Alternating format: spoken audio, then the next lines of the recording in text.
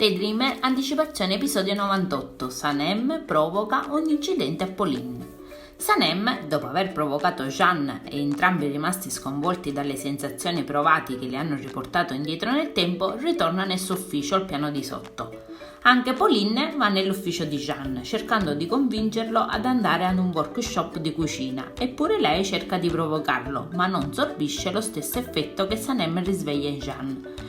Gli dice che in ogni caso questa esperienza gli farà bene perché a lui piace cucinare. Jeanne alla fine accetta. Nel frattempo Meckibè si reca nel nuovo posto di lavoro delle figlie e conosce Gitte, che è molto cortese con lei e la invita a tornare tutte le volte che vuole.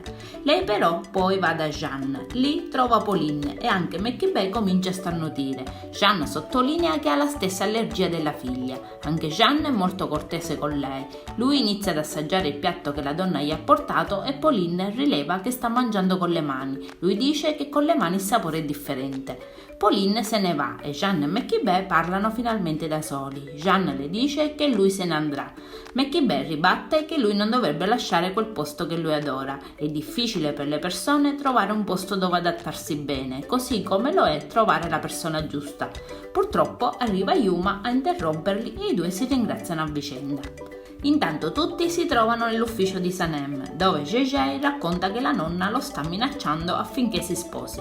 Gege dice di sapere che Ayan è la sua ragazza, ma chiede alle ragazze di comprendere la sua situazione. Intanto Ayan sta sistemando la casa di Gege e scorge il pacco arrivategli dalla sua città natale, dove sbirciando trova un abito da sposa.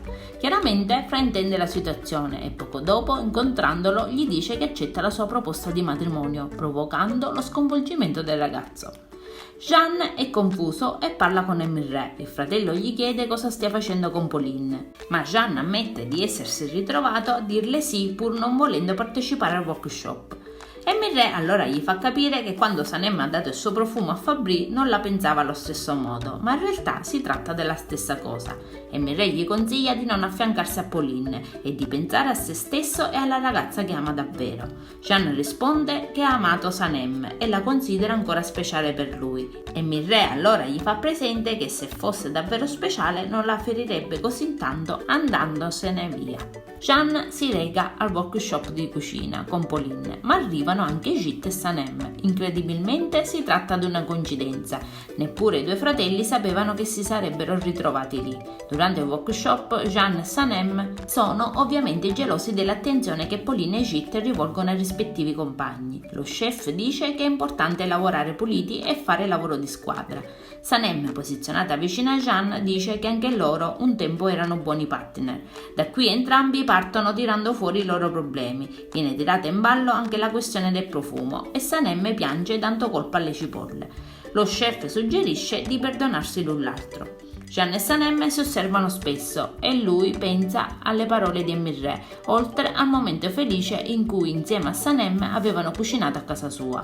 Pauline è scocciata perché è palese l'interesse di Jeanne per la rivale. Mentre cucinano, Sanem, convinta che Pauline stia dando fuoco al locale, le tira addosso un recipiente d'acqua. Nella tensione generale, tutte e quattro decidono di andarsene. Gitte propone a Sanem di continuare a cucinare a casa sua. Udendo ciò, Jeanne non si trattiene e gli dice di occuparsi di sua sorella piuttosto che stare lì. Sanem e Jeanne allora si mettono a discutere. Jeanne chiede cosa significa a casa sua, come mai tanta confidenza dopo solo 2 giorni, e vuole assolutamente sapere se sia stata davvero a casa di Gitte. Sanem gli fa capire che non è nella posizione di fare certe domande. Jeanne le dice allora che hanno bisogno di parlare seriamente, ma lei non vuole e gli dice che non andrà da nessuna parte con lui.